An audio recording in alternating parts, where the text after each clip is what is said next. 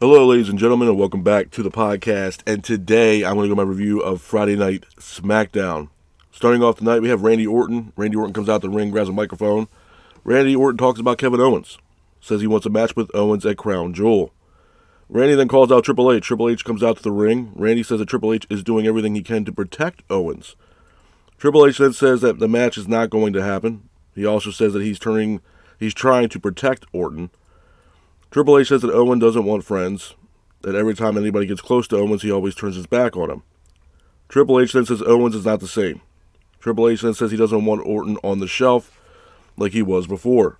Orton then gets mad, says that he wanted the cerebral assassin, not the CEO. After that, Orton says he wants a match with Owens at Crown Jewel. Triple H gives Orton his match, and that's the end of the segment. A couple things I want to talk about this, man, quickly. Number one, I thought this was the best Randy Orton segment that we've seen since Orton's been back, man. This was absolutely fantastic, fantastically put together. Having Triple H involved in this matchup, pretty much hyping up Kevin Owens as well as Randy Orton. Obviously, there's some unfinished business there between Orton and Owens. I think it's going to be a hell of a match, man. I think Crown Jewel is shaping up to be a decent event, and I'm definitely looking forward to this matchup between Randy Orton and Kevin Owens. Moving on from that, we have Andrade versus Carmelo. This is the 7th match in the series between Andrade and Carmelo with special guest referee L.A. Knight. I thought it was an okay matchup. Back and forth matchup between Andrade and Melo, with Andrade hitting a spinning back elbow quickly on Melo. Andrade was keeping the pace of the match. Andrade then hits a Canadian Destroyer on Melo in the middle of the ring, as well as a running knee. Melo then goes for a super kick but missed Andrade, hits L.A. Knight. Melo then hits a cutter on Andrade. Knight then gets involved in the match by attacking Carmelo Hayes.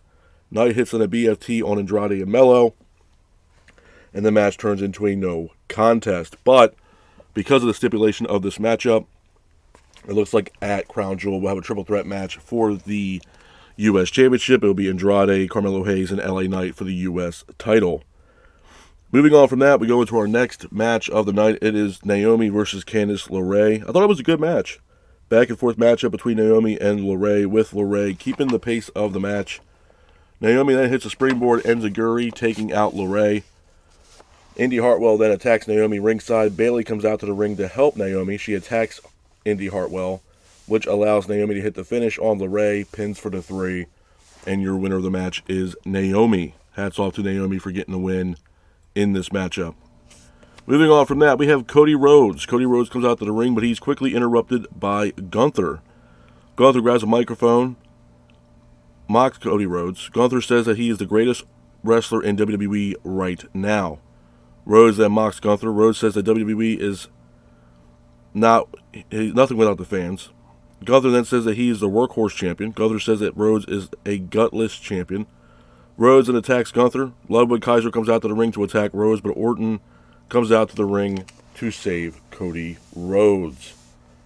Moving on from that, we go into our next match of the night. It's the scheduled main event of Friday Night Smackdown. It is DIY versus Motor City Machine Guns for the number 1 contendership for the Tag Team Championships. I thought it was a good match, man. Back and forth matchup between DIY and Motor City Machine Guns, with the Motor City Machine Guns keeping the pace of the match. Gargano then goes for a super kick but missed and hit Ciampa, which allowed Motor City Machine Guns to ultimately hit the finish. Pins for the 3, and your winners of the match are Motor City Machine Guns. After the match, the Bloodline comes out to the ring. Solo mocks Motor City Machine Guns. Solo says that tag team title match should happen tonight. Aldis then grabs a microphone and says he wants to give Motor City Machine Guns their fair shot, especially after they just had a match with DIY.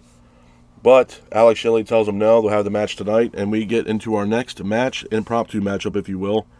It is the Bloodline versus Motor City Machine Guns for the tag team titles. I thought it was a good match.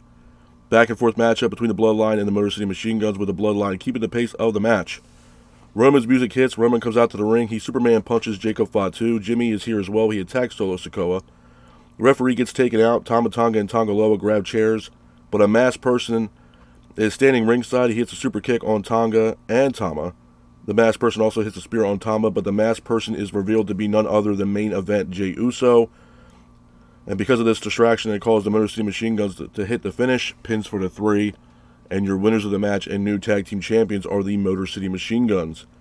After the match, you can see Jey Uso still standing in the ring. Jimmy walks down to the ring. Jimmy and Jey reunite, as Roman watches on. A couple things I'm going to talk about, man, when it pertains to SmackDown before I get the hell up out of here. Number one, I thought it was a great show. I thought it was a really good show. Obviously, I wasn't able to upload last week's SmackDown just due to technical difficulties, but the Motor City Machine Guns were the team that was coming over into SmackDown, which I think is a great addition to the tag team division. I know some people were disappointed with the Motor City Machine Guns getting a title shot so quickly and becoming the new tag team champions, but to be honest with you, I'm not disappointed with it at all. It doesn't make the Bloodline look any weak at all. Obviously they're setting up a matchup here between Roman and Solo Sikoa for Survivor Series War Games, which is going to be absolutely incredible. But I'm not against them winning the tag team titles at all. I think the Motor City Machine Guns, Shelley and Sabin coming over is only going to hopefully intensify the tag team division on SmackDown, which it should. A couple key points, though. Obviously, Gunther and Cody Rhodes. Obviously, they're hyping that matchup for Crown Jewel, which I'm definitely excited for that matchup. I think that matchup is going to steal the show at Crown Jewel, as well as Orton and Owens. Definitely looking forward to that matchup as well. But I think the main vocal point, unfortunately, for some people that are not fans of the Bloodline, I would have to say it came down to the Bloodline. I think the Bloodline storyline, I've been telling you guys this for the past few weeks, past few months, it's consistently getting better over the weeks, and they keep adding these small ingredients to the storyline to really get the fans invested, really get the fans, emotionally tied to this storyline, and it gets better and better as time goes on, man. Like I told you guys last week, it's like a fine wine. It just gets better over time, and that's exactly what's going on here with this storyline, and it's slowly building into something very big, leading up towards Survivor Series of War Games. You got Jey Uso now involved. He showed up on SmackDown this past Friday night, attacking Jacob Fatu and, trying to get some revenge, if you will, for what the Bloodline did to him in his matchup against Braun Breaker, which ultimately cost Jey to lose his Intercontinental title. So obviously there was some unfinished business there between Jey and Jacob Fatu. But like I said, man, I think the main vocal point for SmackDown is the Bloodline, and I think it's one of those storylines that, like I said, man, it keeps getting better over time. And now that we see Jimmy embrace Jey, or vice versa, and you see Roman watching on, you can start slowly putting the pieces together here on what, Roman's going to be doing here with, taking on Solo Sikoa and the new Bloodline. Obviously, like I, said for the past few weeks now, I could see Jimmy and Jey reuniting with, Roman. Maybe possibly Sami Zayn could also align himself back up with Roman Reigns to take on this new Bloodline. But like I said, man, the story keeps getting better and better and better over time. And I think what's going on is as time goes on, it's only intensifying even more to the point where we get the final dish, man, which is pretty much Survivor Series War Games.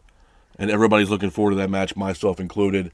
And like I said, man, the biggest wild card in all this Bloodline storyline situation right now is Dwayne "The Rock" Johnson.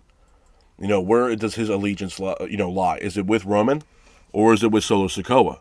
Is The Rock pissed off with Roman because Roman teamed up with Cody Rhodes at Bad Blood, where we saw Dwayne "The Rock" Johnson show up that night, staring down both Roman and The Rock, and counting 1, 2, 3 on his hand. So, is The Rock pissed off with Roman? Is The Rock going to align himself up with Solo Sikoa? Or is The Rock going to align himself up with Roman Reigns?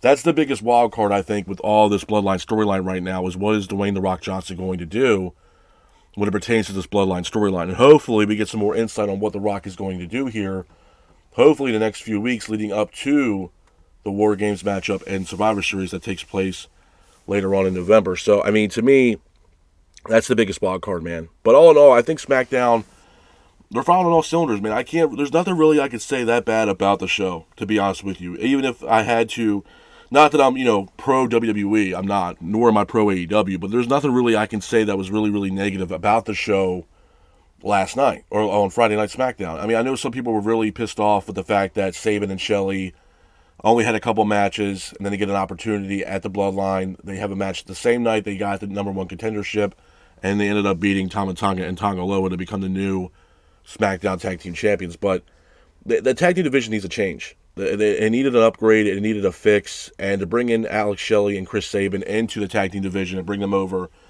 it should only intensify the tag team division of what it is now. And for what it's worth, I mean, Shelley and Sabin have been around pro wrestling for like 20 years, man. These guys are seasoned veterans. They know what the hell they're doing. and it looks like they haven't even lost a beat, man. I mean, those matches that they had so far for the past couple weeks in WWE, they haven't missed a step. It's the same Alex Shelley and Chris Sabin that we saw back in the day in Impact Wrestling, man. They have not lost a beat at all. So, with them being seasoned vets, coming over to WWE, carrying the tag team division on their back, I'm all for it. And it's only going to make matches even better. I mean, you look forward to a Street Profits matchup with the Motor City Machine Guns. You know, there's other tag teams on the roster that can face off against Shelley and Sabin that would make for a hell of a match. So I'm all for it, man. I think it's a good thing for the tag team division on SmackDown, to be honest with you, because at the end of the day, it's not going to really cripple Tama Tonga and Tonga Loa with them losing the belts. The Bloodline looks strong as ever, and with the actions that they've done as of late, attacking Jay and attacking Jimmy, right now the Bloodline, the entire Bloodline, need to be focused on that storyline leading up to Survivor Series and War Games. And that really, ties up loose ends for Tama Tonga and Tonga Loa. Now they can focus on Roman, Jimmy, and Jay, and then Roman can figure out what else he's going to do with adding some more people to his bloodline to take down Solo Sikoa's new bloodline. So I'm all for it, man. I think it's a win-win situation. Like I said, I know some people were disappointed with, Shelley and Sabin winning the tag team belts, but I think it's a good thing. I think it's, time for a change, and it should only intensify the tag team division even more.